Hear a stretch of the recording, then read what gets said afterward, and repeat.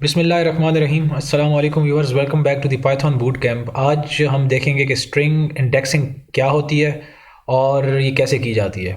ठीक है, strings already हम पढ़ चुके हैं कि एक डाटा टाइप है जो कि इन्वर्टेड कॉमास या सिंगल कोट्स के अंदर आप जो कुछ लिखते हैं वो स्ट्रिंग्स कहलाते हैं। और इंडेक्सिंग बताने से पहले एक चीज़ मैं थोड़ा सा क्लियर करता चलूँ जो कि हमारे लास्ट एक लेक्चर में रह गई थी, वो पूरी मैं बता नहीं सका।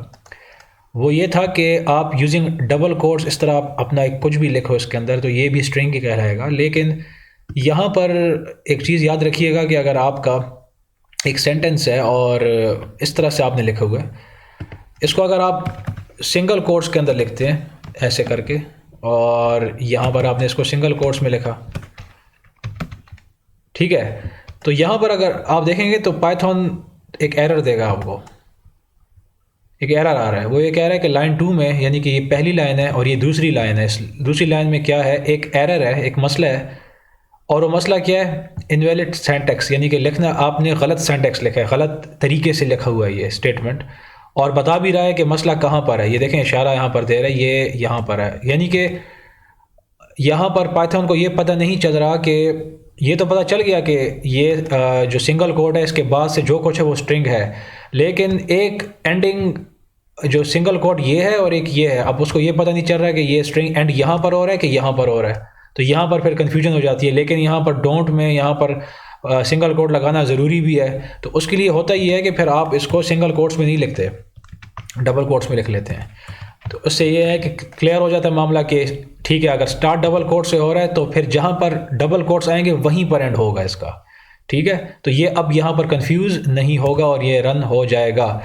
ठीक है, तो ये एक पॉइंट था जो मैं थोड़ा सा क्लियर करना चाह रहा था, ये आपको पता होना चाहिए। अब आ जाते हैं स्ट्रिंग इंडेक्सिंग के ऊपर। मैंने इसकी थ्योरी आपको बताई थी, अब हम इसको थोड़ा सा प्रैक्टिकली करके देखते हैं। इंडेक्सिंग आपको पता है, हर एक स्ट्रिंग एक सीक्वेंस ऑफ कैरेक्टर्स है, उसकी हर एक अपनी एक पोजीशन होती है। ठीक है, ज़ीरो से स्टार्ट होता है और आपने अगर कोई भी लेटर एक्सट्रैक्ट करना है, उसमें से निकालना है तो आप, और प्रिंट करवाना है, आपको जो है इंडेक्सिंग करनी होती है। यानी कि जिस लेटर, जौन सा लेटर आपने प्रिंट इसको करना है उसकी पोजीशन को इस्तेमाल करते हुए आप उसको प्रिंट करते हैं। इस प्रोसेस को कहा जाता है स्ट्रिंग इंडेक्सिंग। तो एक स्ट्रिंग हम लेते हैं, अगेन फॉर एग्जांपल इसी को ले लेते हैं, हेलो, ठीक है, और इसको मैं साथ एक और काम भी कर लेता हूँ, एक वेरिएबल को असाइन कर लेता हूँ। याद है ना जो हम नंबर्स में किया था, वो काम हम यहाँ पर भी कर सकते हैं। एक पूरा स्ट्रिंग है, आपने उसको असाइन कर दिया किसको, एक वेरिएबल को। अब इस वेरिएबल के अंदर जो डाटा टाइप है इस ऑब्जेक्ट के अंदर, वो है आपकी स्ट्रिंग। इसको मैंने रन किया यहाँ पर, ठीक है, रन किया। अब जो रन हुआ, हमें कैसे पता चला रन हुआ, देखें यहाँ से ये पहले नंबर कुछ था, अब ये 3 हो गया। अब दोबारा अगर इसको मैं रन करता हूँ तो देखें ये 4 हो गया है, ये रन हो चुका है। इसको अगर हम चेक करें, चेक करने के लिए क्या है, मुझे ए को प्रिंट करवाना है, तो देखें इसके दो तरीके हैं, मैंने आपको बताया था। एक तो सिंपल आप ए लिख लो ना इस तरह, तो वो देखें आपको शो करके दे रहा है कि ए के अंदर जो कुछ भी आपको बता रहा है, ठीक है, इस वेरिएबल के अंदर। लेकिन जो दूसरा तरीका जो कि हमने नंबर्स में भी देखा था कि प्रिंट कमांड को इस्तेमाल करते हुए, और इसके अंदर आपने इस वक्त किस चीज़ को प्रिंट करवाना है, इस वेरिएबल को, इस वेरिएबल के अंदर जो कुछ भी है। तो अब यहाँ पर मैं हेलो नहीं लिखूँगा, ठीक है, वो लिख सकते हैं, वो भी हो सकता है, लेकिन हमें ये देखना है कि उस वेरिएबल के अंदर क्या चीज़ मौजूद है। तो प्रिंट किया, ए किया, और मैंने इसको रन कर दिया, तो यहाँ पर देखें वो आपको बता रहा है। यानी कि प्रिंटिंग का ये भी तरीका है और ये भी तरीका है, लेकिन इन दोनों में फ़र्क किया है, मैंने आपको लास्ट लेक्चर्स में बताया है, वो आप जाकर देखें। ये ज़्यादा ये कन्वीनियंट है, ये इस्तेमाल किया जाता है। ठीक है, तो ये तो हमने देख लिया कि एक स्ट्रिंग को आप बआसानी किसी वेरिएबल को असाइन कर सकते हैं, फिर उस वेरिएबल को अगर आप प्रिंट करें तो आपके पास वो चीज़ प्रिंट हो जाएगी जो भी इस वेरिएबल के अंदर डाटा टाइप है। अब इसको अगर थोड़ा सा हम इंडेक्सिंग इसकी हम देखें, इंडेक्सिंग का मतलब ये होता है कि इस वक्त ए में आपके पास ये मौजूद है, ये हेलो, ठीक है। इंडेक्सिंग का मतलब ये है कि जो एच है इसकी पोजीशन है 0, ई की 1 है, इस एल की 2 है, इसकी 3 है, इसकी 4 है, यानी कि 0 1 2 3 4 ये इस पोजीशंस पर है। तो मैं अगर आपसे कहूँ कि इस वेरिएबल पर जाओ और उस वेरिएबल में जो कुछ भी है और उसमें जो 0 पोजीशन पे जो लेटर पड़ा हुआ है उसको प्रिंट कर दो, तो इसका मतलब क्या होगा, इस स्टेटमेंट का मतलब ये है कि ए वेरिएबल में जाओ, स्क्वायर ब्रैकेट का मतलब है जाकर एड्रेस पर जाओ, किस एड्रेस पे जाओ, ज़ीरो एड्रेस पे जाओ। ज़ीरो एड्रेस पे क्या है, बिल्कुल स्टार्टिंग वाला लेटर पड़ा हुआ है। तो ये अगर हम इस तरह कर लेते हैं और रन करते हैं तो देखें वो आपको स्टार्टिंग वाला जो लेटर था वो आपको बता रहा है। This is basically string indexing. मैं अगर आपसे ये कहूँ कि मुझे ये दूसरे वाला चाहिए ई, तो ये ज़ीरो से स्टार्ट हो रहा है, तो यहाँ टू नहीं लिखेंगे आप, फिर आप लिखोगे वन। ठीक है, यहाँ पर हम कर लेते हैं, चलें ए ऑफ वन, या जो आप करते हैं स्क्वायर ब्रैकेट याद रखें। ठीक है, तो वो देखें आपको ई शो हो रहा है।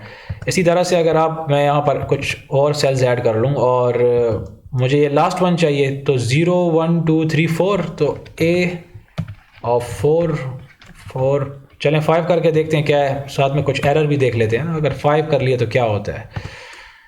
देखें 5 में आपके पास आ रहा है इंडेक्स एरर, इंडेक्स एरर। ठीक है, वो कह रहा है string index out of range. वो कह रहा है कि आपने एक ऐसी लोकेशन बताई हमें, पाइथन कह रहा है कि जो कि मौजूद ही नहीं है। सही बात है ना, क्योंकि हेलो है, हेलो का स्टार्टिंग इंडेक्स क्या है, 0 1 2 3 4, 5 तो है ही नहीं, तो इसलिए उसने एरर दे दिया।